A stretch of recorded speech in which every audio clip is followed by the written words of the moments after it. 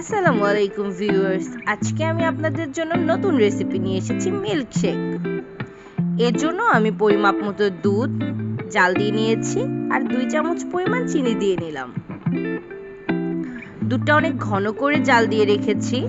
তারপরেও এই মিল্কশেক তৈরি করার জন্য আমার লাগবে 1 প্যাকেট গুঁড়া দুধ। আমি 1 প্যাকেট গুঁড়া দুধ দিয়ে নিলাম আর এটাকে সুন্দর করে মিক্সড করে নিলাম। দুধটা অবশ্যই ঘন করে জাল দিবেন আর এই মিল্কশেকটা সত্যি অনেক মজাদার। ফুটন্ত গরম পানিতে সাগুদানাগুলোকে সিদ্ধ করে নিব। পানিগুলো যখন ফুটতে থাকবে তখন সাগুদানাগুলো দিয়ে দিলাম। এবার নেড়েচেড়ে এগুলোকে সুন্দর করে সিদ্ধ করে নিব। অন্যদিকে আমি ফ্রুটসগুলো কেটে রেখেছি কিউব করে। এই ক্ষেত্রে আপনারা আরো অনেক ফল অ্যাড করতে পারেন। আমি কলা আর তরমুজটাই অ্যাড করেছি। এখন সাগুদানাগুলো ছেঁকে নিচ্ছি।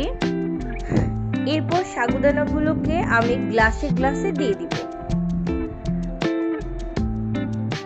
এই সাগুদানা দিয়ে মিল্কশেকটা এই গরমে যে কি প্রাণবন্তর, খেতে এত টেস্টি। এটা সহজেই তৈরি করা যায় আর খুবই মজাদার। মিল্কটা অবশ্যই ঠান্ডা করে নেবেন। তারপর প্রত্যেকটা গ্লাসে আমি ঢেলে নিলাম।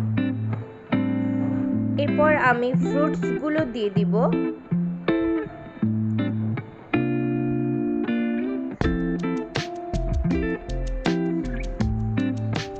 ফ্রুটসগুলো একে একে দিয়ে দিলাম। আর এটা আমি ফ্রুটসগুলো দিয়ে দেওয়ার পর আমি এটা প্রায় 15 থেকে 20 মিনিট অথবা আধা ঘন্টার জন্য আমি ফ্রিজে রেখে দিব।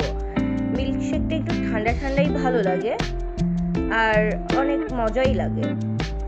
এটা অনেক উপকারী একটা ডেজার্ট, যেটা আপনারা খুব সহজেই তৈরি করতে পারবেন আর খুবই মজাদার। সো প্লিজ বাসায় ট্রাই করবেন। আর হ্যাঁ, আমার চ্যানেলটিকে সাবস্ক্রাইব করতে ভুলবেন না।